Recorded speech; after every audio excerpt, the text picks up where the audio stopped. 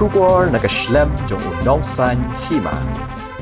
Kalit kawan ki patba lingba kasurak pa Shillong Guwahati kanam lang ga bakeluit hakikat tu kan ni benai ki bansawan kat ba ka jing maramot ya kebenta badan ya kapung umyam karangnya chakman ha ka baki kali bahiar na Shillong bat ki bawan na ribhoi ki haban yenglan bat sakut ha ka dheng kali hasyawan poi ha jingking ban jam na siliang jong kani ka jaka badan ya kapung umyam kani ka jing maramot kalayat mentala katu kat ni tayo ha ka baki pulit kila haban pahara bet mi labat sengi ha kani ka jaka man pelat keliang man lakat tu kat ni minit iki kali ki bahiar na Shillong bat ki kali bakiu banet sa Shillong lasak hi bagi kali bahiar na Shillong ki haban yenglan bat ka deng kali ka poi teng na du jingking sedu ka jaka badan ka jaka pet kai lani ka viewpoint ha maulai kum juru ki kali ki bawan kiu sa Shillong ki haban up ya ka pali ban yo jam sa siliang jong ka jingking hakisi bak hambun nilai ki kali ki bahiar par ki bakiu ka kham shempor shu ye ki kali manat na kani ka jaka nomar bala pelat ban yeng kali tang siliang jong ni ka jingking kat ba ka wepat kalyang kadang yat ke jing maramat da ki brio jong ka company ITDCL mentangin ya kami ya kumno ki kali ki yang lan hasurak ba Shillong Guwahati na baro arliang jong ka jaka bandan ya kapung umyam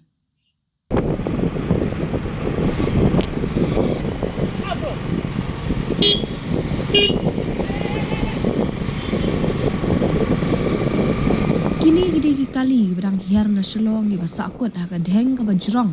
ha ka ba ki kali ki hab ban yang lan bat up duna ya ka arpo minute hadu siteng kenta menyo jam sesiliang jong ka jingki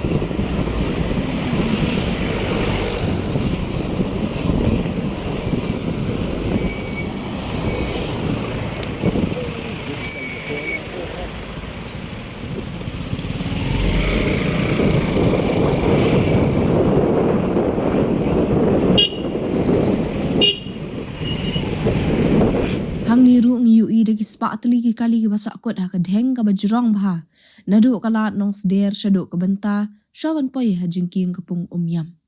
Kumni ki kali ki hap sakut manla ka sengi. Bat kani kan beteng sakat tu kat ni benai, tat hadu pandadap luat ban maramot, ya ka jaka badan ya kepung umyam baro arliang.